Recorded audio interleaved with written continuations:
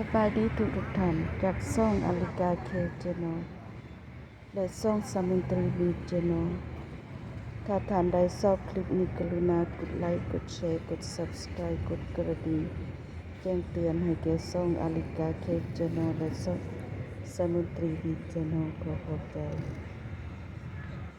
ขณะนี้มันอยู่ในเลกอีโอลาเมืองออร์แลนโดฟลอริดา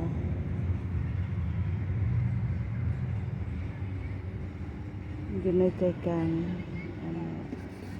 ดาวเทาวออร์แลนโดเลกเป็น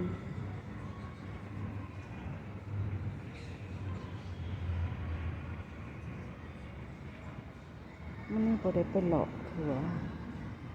มันจะมาจอดตรงนี้แล้วก็ถ่ายภาพเอาให้ FC เบิ่งเป็นจังได๋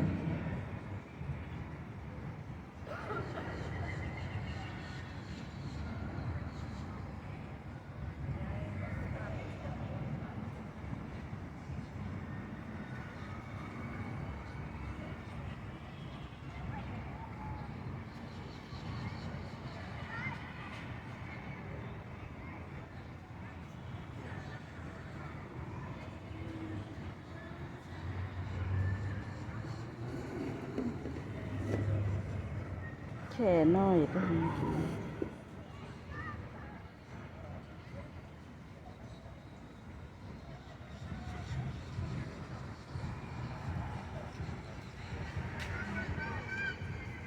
พากันเข้ามา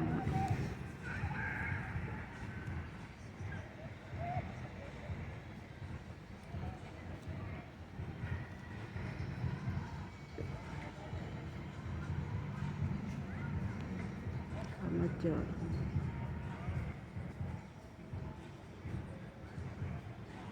เทียบท่า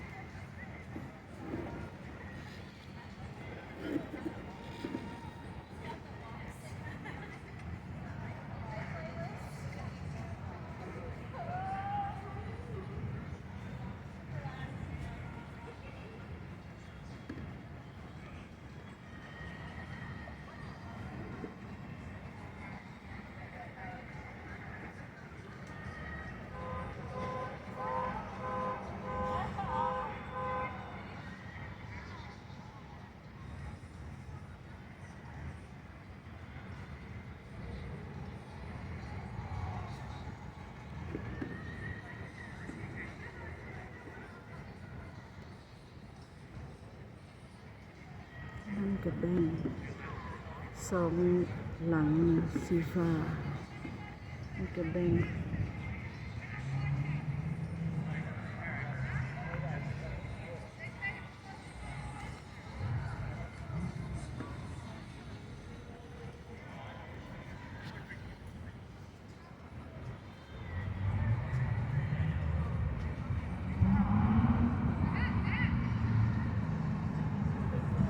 คนอย่างเดิน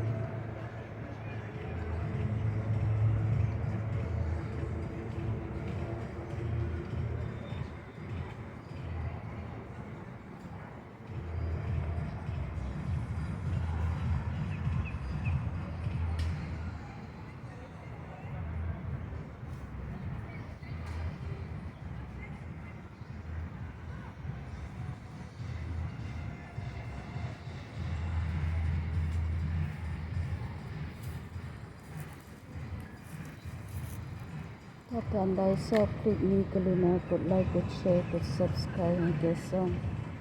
อลิกาเคชแนลและช่องสามัญตรีบีชแนลขอขอบใจแล้วพบกันใหม่สบายดี